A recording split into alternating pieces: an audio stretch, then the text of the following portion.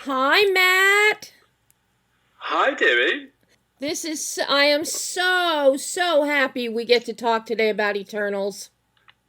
Oh, thank you. Yeah, it's great. Yeah. I mean, what is this about you and Weta coming in for these big third act climactic scenes and battles?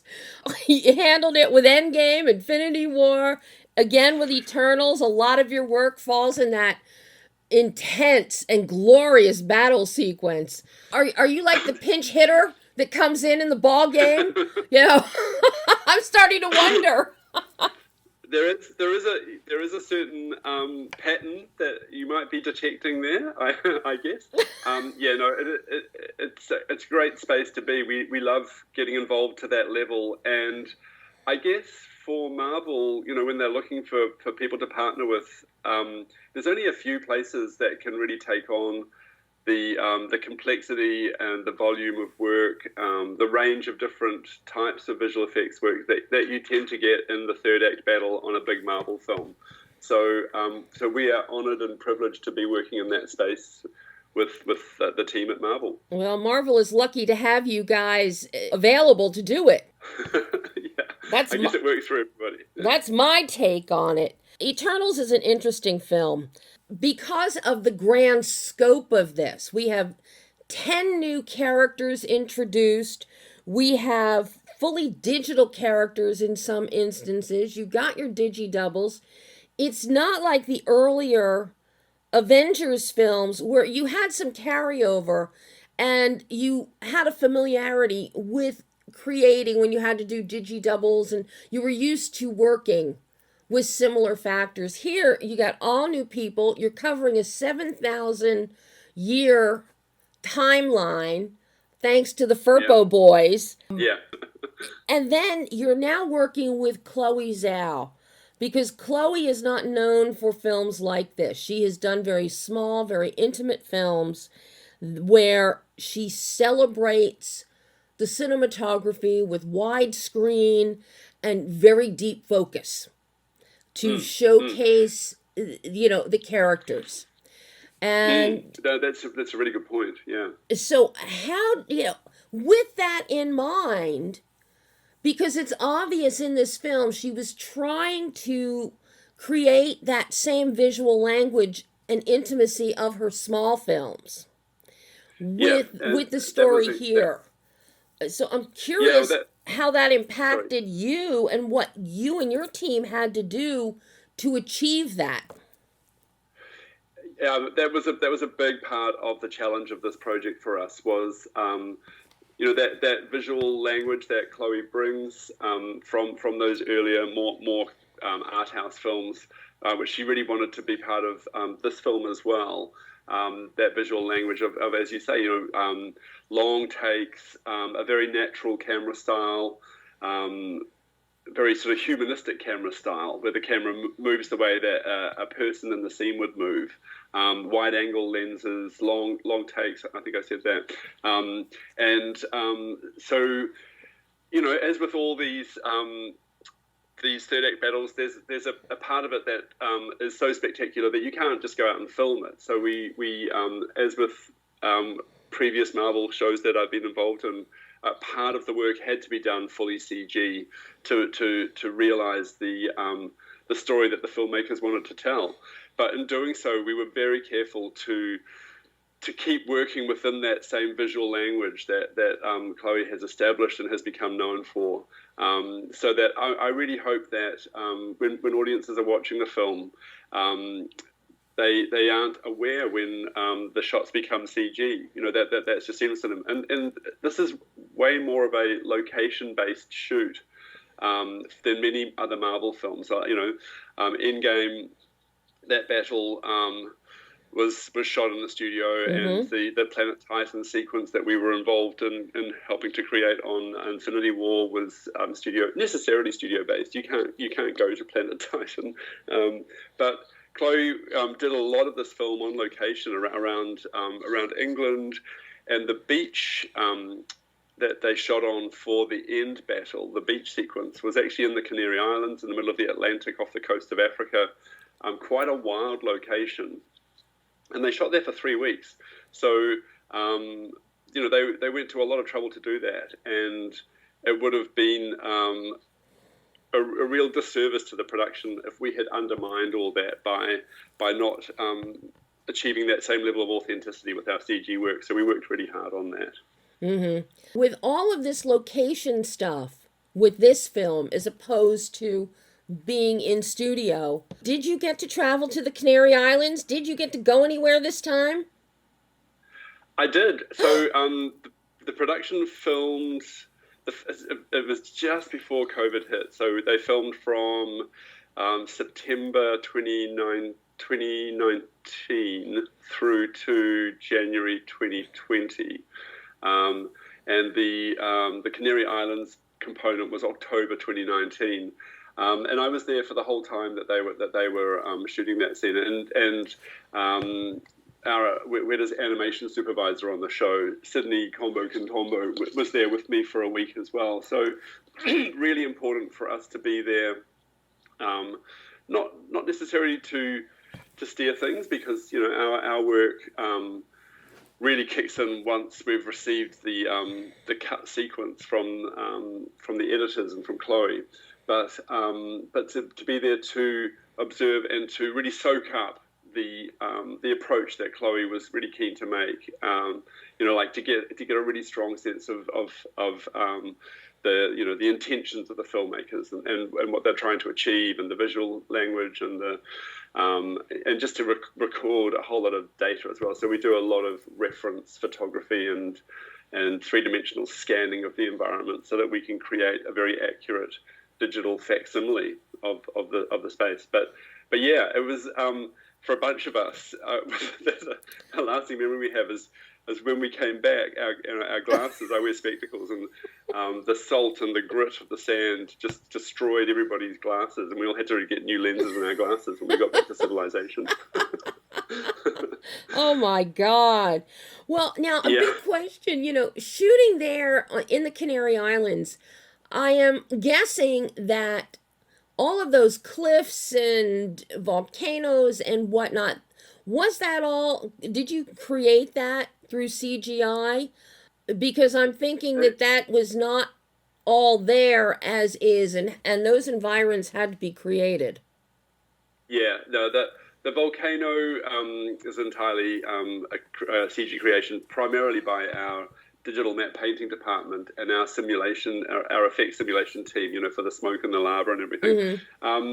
The beach, the beach is an actual location which we recreated. The lava field, where Cersei is running towards the volcano and she meets up with Sprite. That's an actual lava field that from a major eruption that happened there like 200 years ago. Wow. So it's an old lava field. And so we added all the active lava streams and lava fountains and smoke and embers and ash to that. So yeah, whenever you see lava or smoke, it's something that we've added. But as much as possible, because it's such a dramatic location, we wanted to use that as much as possible, but we had to augment those environments to make them achieve the look that the filmmakers wanted. But at the same time, we wanted to augment without interfering with the authenticity of the place. Well, because we're also, in addition to the volcanoes, we've got a lot of ocean action, we've got tides, we've got water coming in and lapping out from the beach.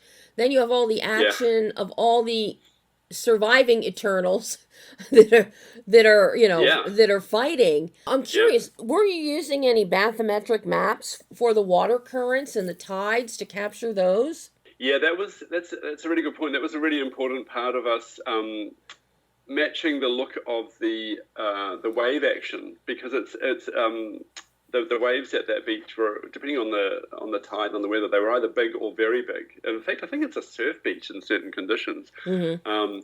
But we didn't have to paint out any surfers in the background. But we had to, for our CG shots, we obviously had to do full water simulations for the waves breaking onto the beach, and to match the nature of the location, we had to do quite an accurate like undersea terrain model of the sea floor as it sloped away from the shore, because that's really quite crucial in terms of how the waves are simulated to get the same look. And so we were able to access hydrology charts, I think sourced from Spain, to accurately recreate the seafloor to get our water simulations working correctly. I have to tell you, I was really impressed by the water and the variance within the water as to how far it's coming, lapping up, and the surf crashing and pulling back out. So that's what made me wonder, I shouldn't be surprised at the lengths you went to. Come on. No, it was a big part of our simulation work on the show was the water. For the early parts of the sequence when the fight's going on, but then it sort of goes next level when Tiamat actually starts to emerge, and we get those huge scale whirlpools and water simulations and waterfalls and things, and those are just really time consuming to turn around, and we had quite a number of shots that were in progress for 6 months, some of them. Wow! Just to achieve the scale of those simulations. Oh my God! But then on top of that, you get this beautiful. You create this beautiful visual background palette, shall we say, and environs, and then you throw on the Eternals for the battle shots. And one of the most impressive things, and I'm curious about it, are Thena's golden weapons, because her sword, her weapons, they are attached to her body. They're never free flowing. And we saw this in the jungles, in the Aztec jungles. We saw this with the gold. But here you didn't have to worry about the gold getting glint from the sun or not getting glint, because it was shrouded in trees. Here, you've got to bring in the blue skies, the sun, because it's a very bright, bright, bright sun and clear air. And that is really, with the gold and with all the gold bracelets I wear, I know how the sun plays off of gold. So I'm curious, did that present a challenge for you? Or is that just a walk in the park for you at this point? No, it is a challenge, and something we spend a long time getting right. So we had, the way the schedule worked out, we did the Aztec scene first. And so we used that scene in the forest at nighttime to develop the weapons, which was great, because it's easier to make them look really good in that dark environment. They just play better in that sort of look. So we were able to do the work in that environment to come up with a look that Chloe and the other filmmakers were really happy with. And that wasn't just Thena's weapons. That was the Ajax healing energy and Phastos's tech, Icarus's I-beams, all that stuff. So we were able to kind of come up with it. But then, yes, you're right. When we get it into the beach, into a daylight setting, we still wanted to maintain that same balance between sort of a light-based energy and a physical kind of gold metal. The weapons had to exist on a continuum between those two extremes, where they couldn't just be too much one or the other. They had to have a physicality about them the way gold metal does, but still be obviously made of energy as well. So achieving that balance in the sunlight was, we just had to do a lot of rebalancing, and we actually found that the geometry, the three-dimensional modeling that we had used in the forest didn't quite have enough complexity in its shape to make the weapons work on the beach. So we had to do some remodeling, particularly for Athena's weapons, to get them to behave in the right way once we put them into our lighting scenario. Mm-hmm. And of course, I love the filigree design, the intricacy of the actual design of the weapons when they're on, on Athena's arm, and that's beautiful. Yeah, we had one of our models team really got a really strong affinity with the design, and initially we did quite a lot of concept artwork with our 2D concept art team, coming up with different ways of exploring the design of the weapons, but by the time, because there's a lot of weapons, like Athena's weapons, she hardly ever uses the same weapon twice in a way. But yeah, by the time we came up with some of the later weapons, the model supervisor on the show had, like I say, that really strong affinity. It was able to come up with new takes that really fit the bill, right, without any need for any concept art. And of course, the color gold that you chose is just absolutely stunning. It looks like a pure 24 karat gold. Oh, that's great. That's tone. Exactly what we were after. We didn't want it to look like sparks. We didn't want it to look like fire. It couldn't be too red. It just had to be that really rich gold color. That's what we were going for. Now it looks like because I have 10 karat gold. I have 14 karat gold. The majority of what I have, but I do have one little chunk of 24 karat gold, a nugget, and boy oh boy, that's immediately what I thought of when I watched the film. Was fantastic. That's great. That you nailed that color. But also with all of these battles, Matt, how many you've got digi doubles all over the place here. Yeah, that's just that's what we find. That's not atypical for our third act battle work on Marvel shows. That when the characters need to do something that even a stunt performer can't achieve, we use the digi doubles. But I wouldn't say it's anything more or less than what we would typically do on a Marvel show. Mm-hmm. Talk to me about the cosmic energy. We see that very early on. I love the cosmic energy. It is so unique, and I don't recall seeing anything even similar in other films. Not necessarily Marvel, but any films. So how did you develop and design the cosmic energy and the look of it as it's being transferred and utilized? Yeah, it was a key part of our early work on the film, was coming up with a look, because it's something that's entirely new to the MCU and to just to movies in general. It hasn't really been seen before, and because Chloe wanted to be able to show the cast some footage, some reference, so that they knew when they were performing what the ultimate shot was going to look like once we had finished with it, before they even went and started the shoot. I think we started this in July of 2019. It was the first thing we did on the project. Was we helped come up with the look of the cosmic energy, and we actually did some test shots where they just filmed stunties that they had who were working up their stunt work on the show. So they had somebody standing in for Gilgamesh, somebody standing in for Athena, Icarus and Phastos, and Kingo, actually. And we did some really early developments where we just ended up with test shots that showed, and we continued to evolve the look of the cosmic energy, but it was broadly representative of where we ended up. And we did test shots of each of their weapon and cosmic energy work that Chloe could just have on a laptop or on an iPad and just show the cast while she was filming. She would say, this is what to Angelina Jolie, this is what your weapons that you are kind of performing with glowing sticks on the day are going to turn into once the visual effects work's done. So it was really great for setting a context for the performance, for the actors.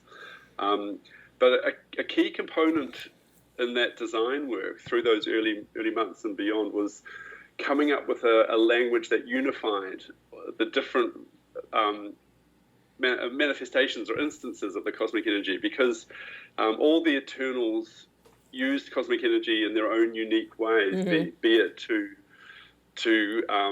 fight or to run fast in the case of Makari, or to do his amazing engineering in the case of Fastos. So they're quite different their way that they use it, but we wanted to have something that linked them all visually. So obviously a key part of that was the color, just coming up with that sort of 24 karat gold coloring.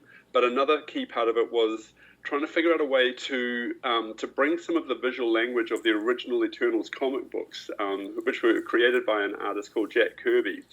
And he had this kind of geometric language of circles and arcs and triangles that he used a lot for the Eternals and for the Celestials in the comic book art. And so we tried to bring that, we called them Kirby lines. That was our nickname for this graphical motif. And we tried to have that represented, you can see it in Thena's weapons. The design components of the weapons represent that. In Makari's trail, there's a hint of golden energy that has a Kirby lines aesthetic to it. Even on Icarus's I-beams, there's these little kind of flicks of energy that break off the I-beams, and those have got little circles and little arcs of lines on them. So to some degree or other, all the Eternals cosmic energy, as well as having that color, the unification of the color, there's that Kirby line graphic, and that was something that was unique to the Eternals. So to gave it that very fresh look, which we were all after. Was there any new software developed that allowed you to really work with that cosmic energy? Because I know you've always got something in the pipeline that lets you do something better with each film. Yeah. Oh, yeah. I can't deny that. Excuse me. There was definitely new software that we used on the show. Not so much for the cosmic energy. It was about using existing software in a new way. So a big part of the cosmic energy, particularly as we see it with Thena and Fastos, Makari, definitely, is that there's a physical kind of component to it, the gold metal type kind of component to it. So there had to be geometry to realize that. But it's always changing shape. Fastos is using the energy to evolve machinery. Thena's weapons change from one blow to the next, depending on whether or not she needs a dagger or a sword or a shield. And so we had to have a means for having the geometry evolve in a kind of an energetic way from one form to the next. And so that was some development work that we did within our usual simulation framework, but what we call procedural geometry, so that we are able to use rules to govern the shape of the weapons. And then we did a lot of development work right down the end of our pipeline with the compositors, adding nuance to the appearance of the cosmic energy, and going back to that point we made right at the start of the conversation about Chloe Zhao's visual style being one that's very clear and wide angle. The production shot with these new ARRI signature prime lenses that are really almost kind of clinically clear, and they don't tend to flare or there's no sort of real color aberration in them. They're very kind of clinically clean and clear. So we couldn't really have lots of flary, glowy, the tricks that we usually like to fall back on. We couldn't really do that with this stuff. It didn't really fit into the visual language of the film. So we had to find other more subtle ways of adding visual nuance to the energy. And there was a lot of really high-end work that went on in our compositing, in the compositing step to achieve that. I have to ask you about the really big stuff. The character Crow, the last deviant standing, and as well as the deviant transformations within the cave. I am so impressed with Oh, what the team has done with Crow and with the deviant transformations, especially the facial work is outstanding. Where how did you even begin? Because Crow is also gets huge, yeah. Oh, yeah. as does the Yeah. celestial Tiamat when it comes from inside the earth. Talk to me about the deviants and the work here, because that really, really, everybody always looks at the heroes. I look at the bad Oh, yeah. guys. I like the bad guys Yeah. because it looks like, number one, on a scale much larger, individually larger than the Eternals are. And that has to present a problem, I would think. Plus, with the transformations, that's something else. I'm curious your process with this. Oh, yeah. So again, another aspect of Eternals that had to be fresh and new and unlike anything we'd seen before. So the deviants, and culminating in Crow, the most evolved of the deviants. They had a kind of like a somewhat recognizable animalistic form to them when we see them in the ice cave. So that's kind of like wolf-like or boar-like. But the detail of how they're constructed is very much made up of these almost like exposed muscles or tendrils. So that there was, usually when we're creating a creature, we've got the skin that we need to, have move in a complex and natural way, but it's just a single outside surface. But with the deviants, we see right through them. So they had to have the way that we rigged them for movement had to support a lot of complexity.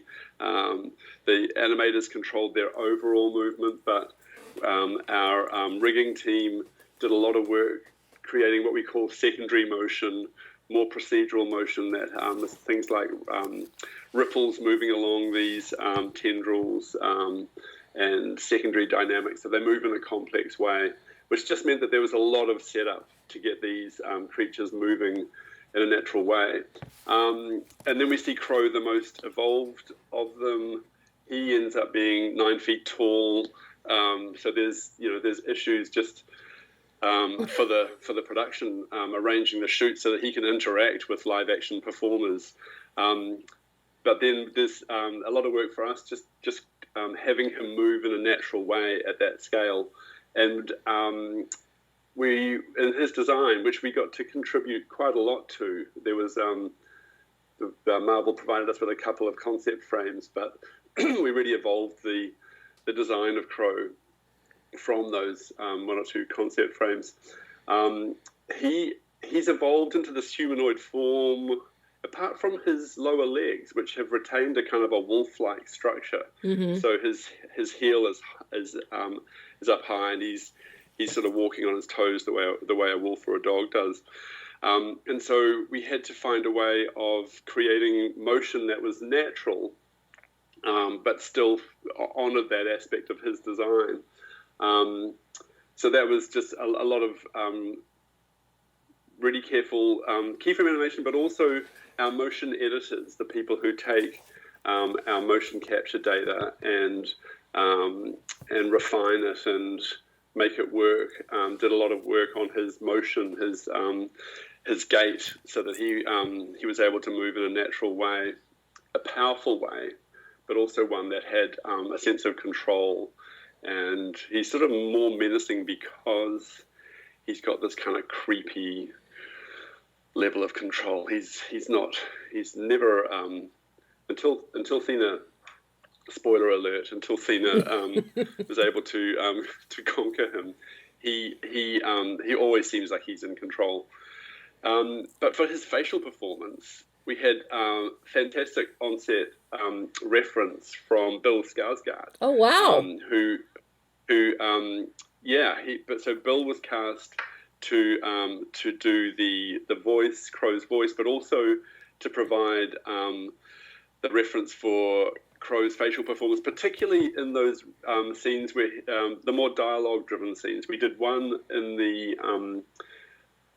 Amazon forest druid's camp when we've seen Crow evolve, and that actual evolution was handled by our colleagues at Industrial Light and Magic. They did that particular evolution, but then we picked up Crow from the moment he's fully evolved and did his dialogue there.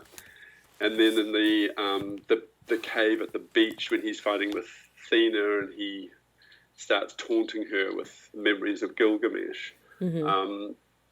Bill did all that, and so we took the approach of applying facial markers to his face, and he wore head-mounted cameras, which is our typical approach for facial motion capture. So we got all that great reference of his, all the nuances of his facial performance. But we decided not to do what we would do with somebody like Caesar or Thanos, where we would solve that facial performance in a procedural way and drive the digital face with the actor's performance that way. We just used the footage of Bill performing as visual reference, and we keyframe animated the facial performance for Crow. And the reason we decided to go that route is that it kept it very much under the artistic control of our facial animators. And, you know, Crow's got 4 eyes. He's got quite a different facial structure to a human. And there was a process of interpreting what Bill was doing and applying it to Crow's face so that it felt natural and tied in with the dialogue and felt completely believable in that sense. But it would have been too hard to make it work as a solve. So we have just a really great team of facial animators at Weta, and they did a beautiful job. Yeah, I mean, I was just gobsmacked watching the development of Crow, and as encompassed more energy and became more humanistic, shall we say. Mm-hmm. But yeah, watching it, and I love how he is. He's walking on his toes, his heels are up, the calves are very slender and go up in a muscle, up into the thigh area. But it's very wolf-like, and really love the detail that went into Crow and and other deviants. But it's also the Tiamat, the celestial Tiamat. Wow. Wow. Yeah, he's big. He is so big that he sort of becomes part of the environment, really. It's on a part of his hand that Circe and Icarus have their final confrontation in the movie.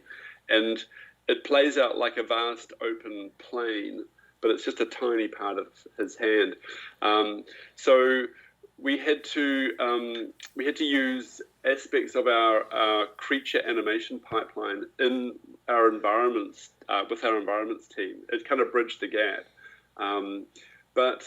Yeah, he does move. He moves really slowly, but he's so big that he actually is able to emerge from the sea floor. It was really, for us, it was about selling a sense of his scale through creative use of whatever we could bring to bear, waterfalls, clouds, camera angles where we have shots of Tiamat where we're really filming from about that same height as the International Space Station when it's orbiting the Earth. We tried to find all these great natural cues that people can tie into so that they can have a sense of how big he actually is. I think he's about, if you measured him from head to toe, he'd be about 300 miles. Oh my God. Tall. So he's a big guy. But yeah, just really great opportunity for everybody, from our animators to our simulation team doing all the water effects, our destruction artists, because he's busting up through the sea floor, but ultimately all the heavy lifting done by our digital matte painting team, working in a 3D CG context, doing all the surfacing, because he appears as if he's made of gold, adorned with these glyphs that are, again, another example of that Kirby visual motif, the Kirby line motif. We've got those adorning the gold version of Tiamat.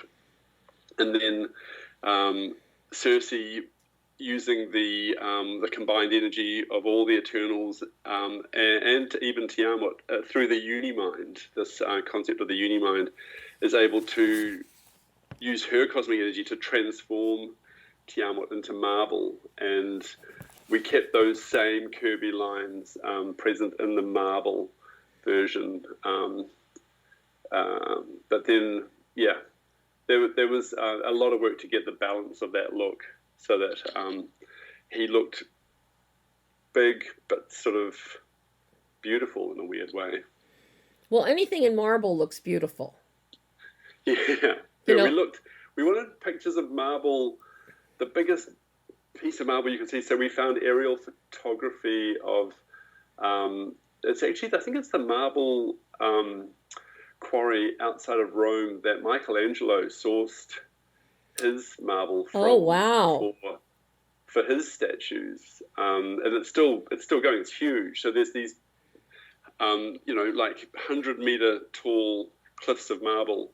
And it turns out that when you actually look at marble from a long way away, it just looks like, it just looks white. You can't see any of the veining or the detailing. So we had to cheat the scale of the veins in the marble for Tiamat, so that there was some visual detailing to continue to cue the audience into having him look like marble. Because if we'd treated it entirely authentically, he would have just been like a big block of soap or sandstone or something. So yeah, we applied fractal scale to the marble so that no matter what scale you were looking at, were you looking at a piece of the palm that Cersei's standing on, or are you looking at him from space? There's still hints of that veining there. Those were great shots to do, but they were in production for a long time. Wow. So what would you say was the most challenging aspect of your work and Weta's work on Eternals? Well, it is that work around Tiamat rising, the scale of those shots. Chloe wanted that to be a really incredibly mind-blowing moment in the film, and had previs, but we were delivered a previs version of that scene, but we got a sense talking to her in calls that she thought it could be bigger, so our animation team under Sydney pre-visualized that whole sequence, added more shots. That was when we got the idea that we actually see the first glimpse we see of Tiamat actually rising is when the camera actually goes under the ocean, and we see right down to the sea floor, and we see we don't actually realize it yet, but it's the fingertips of Tiamat breaking through the sea floor. Those shots were all conceived by Sydney and his team at Weta in pre-visualizing, and Chloe was so thrilled when she saw that. She was just delighted, and so that was great. But then we had to then actually achieve those shots in a photoreal way, which was a huge amount of work and caused me a couple of sleepless nights. But I think we got there, and some of the last shots we delivered were those huge shots of the emergence of Tiamat. But that's what we get into this game to do, is big fun stuff like that. So it's a really fantastic opportunity. You having worked on so many Marvel films already, Iron Man 3, Infinity War, Endgame, where does this fall in the scale of the most challenging? Did this one present new challenges, a lot of new challenges that you hadn't faced before? Where would you rank this in terms of challenging your creativity? Well, very much that. The challenge of not doing the work as an evolution of films that had come before with the characters and their powers, but just coming up with everything fresh. So there was a huge amount of look development, and in terms of the time frame of the movie, it was originally scheduled when we first started working on it. It was scheduled to open in cinemas in November of 2020, right, like a year ago, but it just had to push, and it pushed 2 or 3 times with COVID, with the cinemas all being closed, and it ended up opening a year later, which was difficult in many ways, but in some ways it was just a godsend, because it meant we had time to continue to work on developing the look of these new characters, these new worlds, these new superpowers, and so I think the film that came out with that extra year, the benefit of that extra year, it's a much richer and more realized version than the one that we would have had to have delivered a year earlier. I'm not quite sure what that version would have looked like. I wonder sometimes. So that was a huge challenge, but also I remember thinking when we were in the middle of this, that the complexity of the shots on this film, just the number of things that were going on in each shot. We track a task as being a component that an artist has to contribute to a given shot. So it might be, the simulation of the waves crashing on the beach. In this shot, that's an example of a task, and we did a count at the end of the show, and we did 50,000 tasks on this show, which works out to, because we did roughly 550 shots, it's nearly 100 tasks per shot on average. It's just, there was a lot of very detailed work that we had to do, and so it felt like when we had hundreds of shots in production, it felt like it was a very complex show to keep your head to get your head around. Way more than either Endgame or Infinity War for some reason. Very much a challenge in that respect. But I think that paid off in terms of the visual complexity and the richness of the experience of the final product. Well, I mean, knowing when it was originally supposed to come out, and knowing very little about the story, because Marvel wasn't talking about too much about the plot lines and what was going to happen.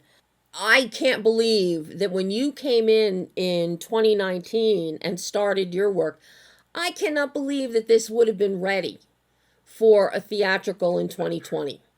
And seeing the end result. Yeah.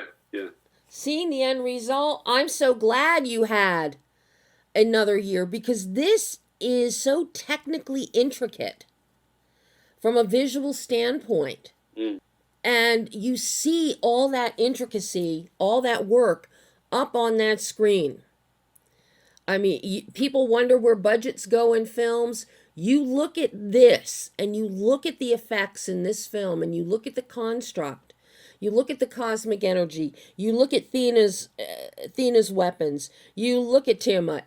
I mean, the money is up on the screen. It's gorgeous. Oh, that's great. It's gorgeous. That's what we would hope to achieve, but it's really great to hear that you think that that's the way it came across. Oh, absolutely. I know when I talked to the Furpo boys last week, I had asked them, I said, this is such a dense film, visually, story-wise. Was there ever any thought of breaking it into 2, like was done with the Avengers, to wrap Avengers with Infinity War and Endgame? And they said they originally they wanted it broken into 2 because of the sheer magnitude of it. Yeah. I can just imagine how much more fun you could have had if this had been broken into 2 films, Matt. Yeah. Oh, yeah. We would have had no trouble making that happen. But it's a nice thrill ride, a dense thrill ride in its current form. I actually love it. I was privileged enough to get to see the test, the test screenings as they developed the cut, and they tried out different orders of things and dropped a scene here and added a scene there. But it pretty much had the same structure all the way through the editorial development process. But I just love the film. I love the complex structure of it. I love the way it cuts between the historical stuff and the bringing the band back together in the first act. And I think it's a huge achievement for Chloe and the studio to pull this off. Yeah, no, I mean it's spectacularly done. And I love the story, and I love the fact that we go back to the Hanging Gardens of Babylon from King Nebuchadnezzar, and we go back earlier than that.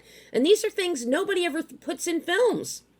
Yeah. It's like they Isn't don't. it great? It's the first time we've ever seen the Hanging Gardens of Babylon in a film, I think. I know. I think, if I recall correctly, I think there was a very early silent film that had, it might have been a DeMille or Griffith, but I recall seeing a very early silent that did have the Hanging Gardens of Babylon. Obviously created on a set with fake flowers and real flowers thrown in there. But I have never seen a story or a filmmaker since that time bring the truly ancient wonders of the world to life on the screen. So I was beyond tickled to see that. And I love that aspect of it. oh my, and continually, and then going around the globe. But yeah, the ancient aspects of this film, taking us back and back, I just thought was wonderful. And the Furpos, they were so funny. We were talking, and I brought up, and I said, yeah, seeing King Nebuchadnezzar's Hanging Gardens of Babylon, and they're like, what? You know what that is? And they said, no one has ever mentioned that they've talked to. I said, of course I know what it is. I said, my God. And then we got into a whole discussion about ancient Sumeria and the fact that they brought Sumerian and Macedonian languages into the film. Every level, the detail here is so specific and so glorious that I personally wish it had been broken into 2 films to really delve more into all this great stuff. Yeah. No, I think there is definitely room for that. Oh, absolutely. Sure. So what do you have coming up next? Anything you can mention? I'm afraid not. I've got a couple of I'm working at very early stages of a couple of projects, both really exciting. So yeah, but there's a lot of really great work out there right now. It's a golden age for digital visual effects. We're getting to do lots of really great, interesting stuff. So yeah, long may that continue. Well, the beauty of that is, yes, digital effects, the complex digital effects, instead of just getting bigger, Weta has, in particular, has really refined those effects. So instead of bigger is better, it's all this nuance, like the cosmic energy, like, the intricacy of Thena's weapons, the filigree and the design. Everything is getting more visually specific and refined. And I think that's one of the beauteous elements of what you do, is that just because you can go big at any time you want, but big isn't what gives you the subtlety and nuance. And I really see the subtlety and nuance in your work here, Matt. It's beautiful. Oh, well, thank you. That's exactly what we hope to achieve. So it's really wonderful that you picked up on that. That is music to my ears. Because you know what a big fan I am of Weta's work anyway. All you guys know. I mean, I'm just fascinated by the intricacy of it, and how each time you outdo yourselves and you impress me again and you impress me again. But this one, there's a lot more nuance, visual nuance and subtlety. There really is. So, yeah. I hope there is a sequel. I'm pretty much betting that Feige's going to have a sequel. I would love to work on Eternals too. That would be a dream job. See, I want to see you work on Eternals too. Oh, Matt, If there is, yeah. this has been so much fun getting to talk to you again. Yeah, exactly. Let's do it again. Oh, Matt, thank you so much. And I can't wait till the next time. Yeah, great talking with you again. Thank you so much, Debbie, for taking the time. It's really fantastic.